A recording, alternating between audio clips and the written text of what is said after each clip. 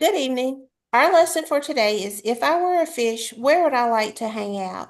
That should take three 90-minute class periods. Miss Karen Hammonds and myself, Erica Taylor Wilson, worked on this laboratory together. It's on the high school level and it's for a biology class. So for this lab, the materials that you will need a long shallow aquarium or plastic bin. You need aquarium fish, zebrafish work well, clear dividers or barriers to create distinct sediment sections, and various sediment types for the lab. For the lab, also you'll need dechlorinated water, a net for handling the fish, timers, rulers, presentation materials, and video recording devices. The standards for the lab are listed.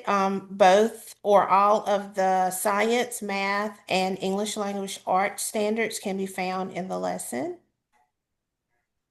And the objectives of this lesson, the students will be able to formulate a teachable hypothesis about fish swimming preference and sediment type. The students will be able to design an experiment with appropriate controls and variables. They'll be able to collect and record quantitative and qualitative data, analyze data to draw conclusions supported by evidence, communicate their scientific findings effectively, and relate the sediment type to ecological niches and fish habitat. I was the level two participant and I had the opportunity to work under Dr. Savant, who's a senior research hydraulics engineer at the U.S. Army Engineer Research and Development Center, better known as ERDIC. His information is listed also in the lab.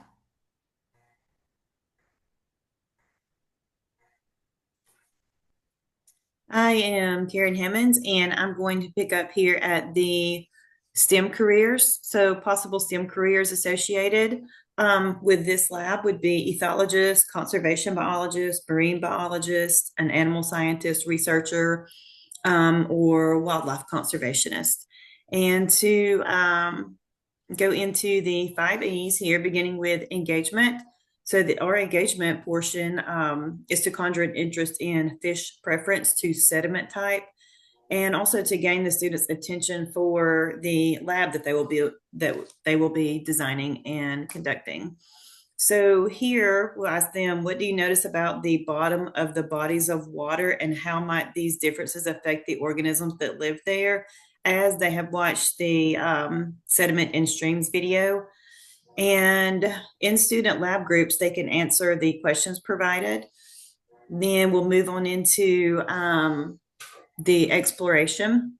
So here we'll use data sets and case studies, and the teacher will help guide the student groups in the experimental design process for the actual sediment preference lab.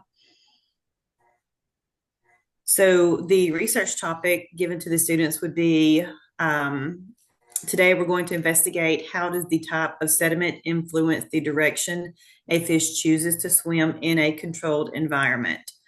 So they will be given the opportunity here to discuss how they would like to set up everything, their experimental design.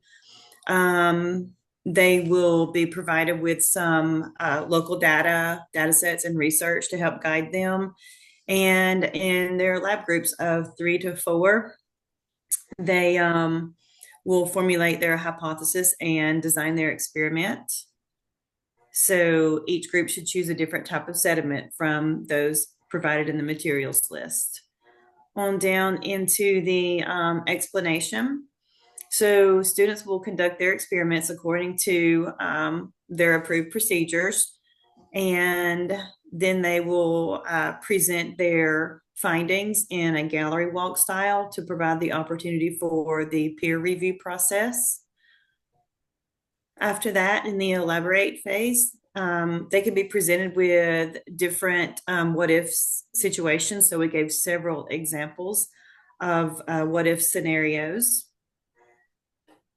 In the evaluation phase, after they have gotten their peer review and the opportunity to brainstorm and redesign, they will compile their final report into a claim evidence reasoning or CER format, and that can be shared as a presentation through Canva, Google Slides, or Poster. We also have the rubric assessment provided, and references.